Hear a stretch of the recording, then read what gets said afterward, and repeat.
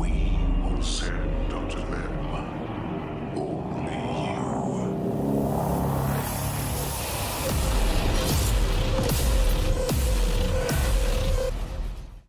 How's it going, fellow Slayers? Hope you're having a great one so far and are ready for this breakdown on the new Doom Eternal teaser.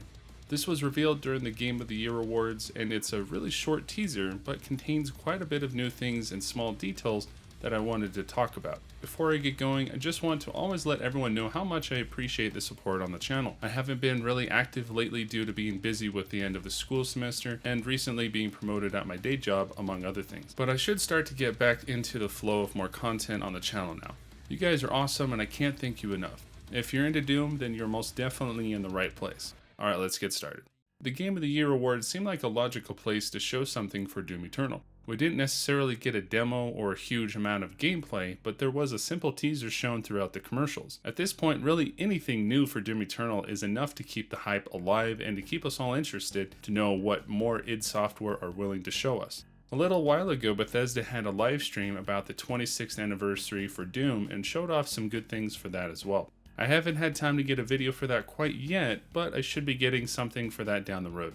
Anyway, in the teaser, we first get a close-up of the Cyberdemon, or better yet, the Tyrant. The last time we saw anything from him was in the pre-order trailer a little bit ago, so it was nice that they haven't changed much on the design. Something they did change, though, would be that his eyes have an orange glow to them now. They used to be darker, as seen here from the Mars Core demo, but now are slightly different. Seems like a lot of demons have had updates on their eyes throughout the development of the game. Even the Mancubus had an update from having more of a glow to less of a glow of his green eyes. Another big thing that I've noticed though with the Tyrant is that there is something on his right arm. It seems to be either a weapon like an energy blade as a way to be similar to the Doom 2016 Cyberdemon. It just seems fitting to have a blade like that as we have the Dread Knight who has the energy blades on both arms as well. It could even be something else, but I'm sure it is a weapon of some sort. As the teaser continues, we can see the demons and then the words that say that they have earned over 75 awards. I just want to say how awesome that is for a game and its developer. Not too many games out there get that many awards, and even at E3, id Software earned the most awards as well. This game without a doubt will be Game of the Year for 2020, or at least have a good competition with Cyberpunk. Other than that, we finally see a new demon. At this point, this is the backside of the demon, and it looks like either a variant of the imp or a zombie. I'm thinking that they are the Unwilling, which are fully possessed zombies who dwell in the depths of hell. The Unwilling in Doom 2016 have a similar look to them, but if you look at the front of them here, which is a bit later in the teaser, they look a lot like the original imp design from the Doom 2016 demo that was shown before the game was released. The teaser doesn't really show them doing anything other than standing there and walking a bit, so it's tough to really know for sure what they are capable of. I really like this pose right here of the Terminator Zombie. Not too sure on the actual name, but he really does remind me of a Terminator due to the cybernetic enhancements and overall look of it. Really awesome design in my opinion. These guys are no pushovers for sure, because in a demo of the Mars Core, someone who was playing the demo and uploaded their gameplay tried to melee hit the zombie a few times and didn't even kill it or put it in a glory kill status. Obviously they will die easily with most of the weapons, but won't be put down by simply hitting him, unless of course you have Blood Punch ready to go.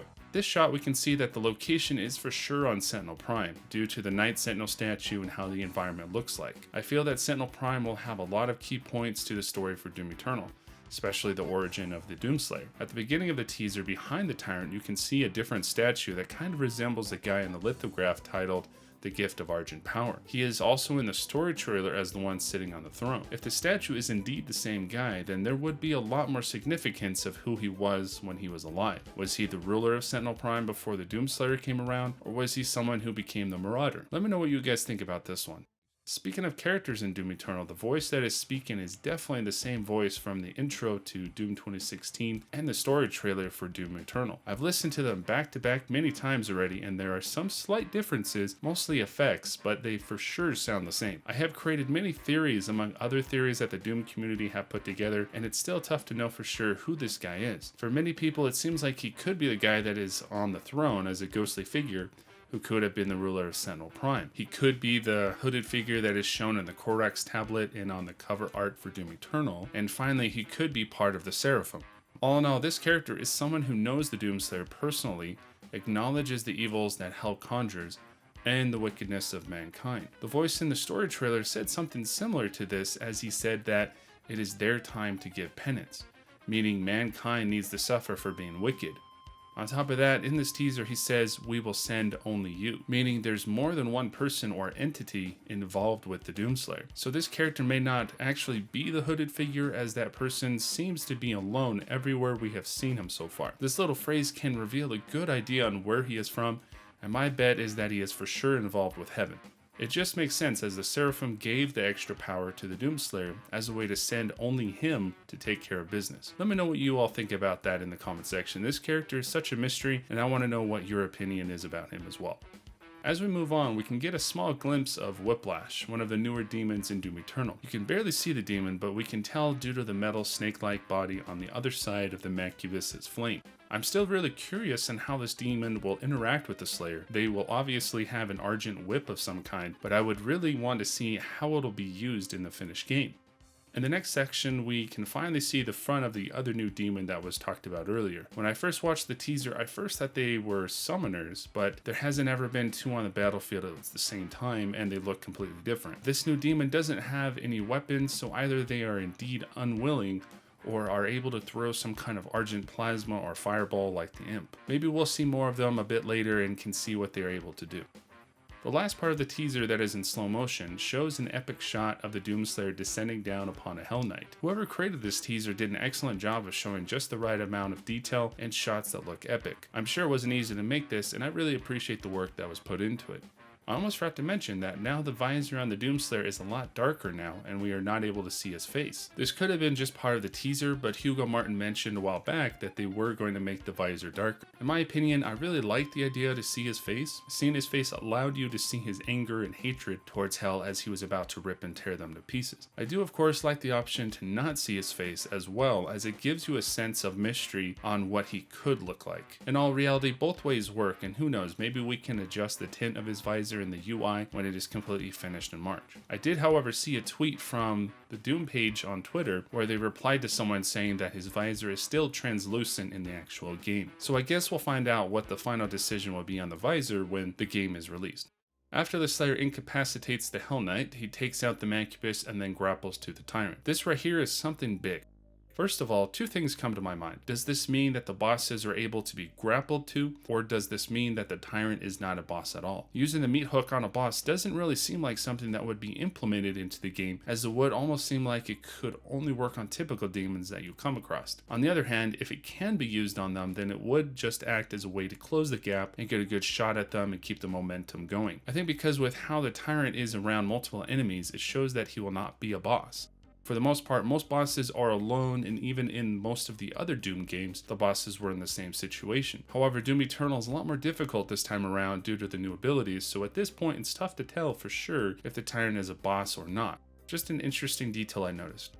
The last thing I wanted to talk about was the music playing in the background. Mick Gordon always blows us away with his music, and he's really good at recreating music from the older Doom games. Doom 2016 had many songs that were from the original Doom games, and he did an excellent job with the soundtrack. E1M1 is an excellent example of how he was able to recreate it to a more modern metal sound. Some of you may have noticed this, but the music in the teaser sounds really close to the intro music of Doom 3. Let me play the music from the teaser and then from the intro of Doom 3, and you let me know what you think.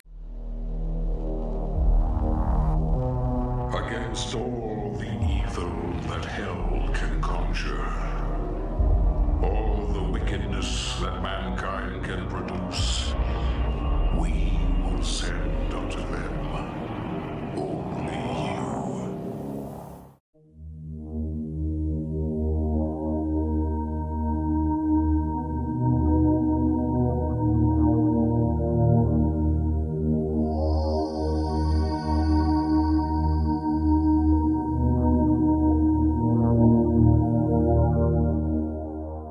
If anything, they are very similar, or Mick was inspired to use Doom 3 music in Doom Eternal. Doom 3 didn't have a lot of songs or music in general, but it did have some unique sounds that made the game different from what we are used to in a Doom game. I really enjoyed playing Doom 3, and it is one of my favorites to this day. Let me know what you guys think about the two songs. Do they sound similar to you, or maybe I'm just crazy?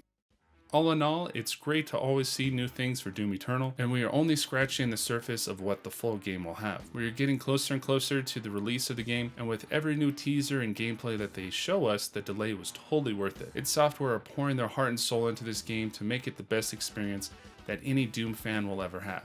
I can't express how grateful I am for the hard work that they are putting in and for listening to the community every step of the way. Doom Eternal will blow us all away for sure. I hope you all liked the video. It feels like a long time since I've uploaded something, so it's great to get back into the flow.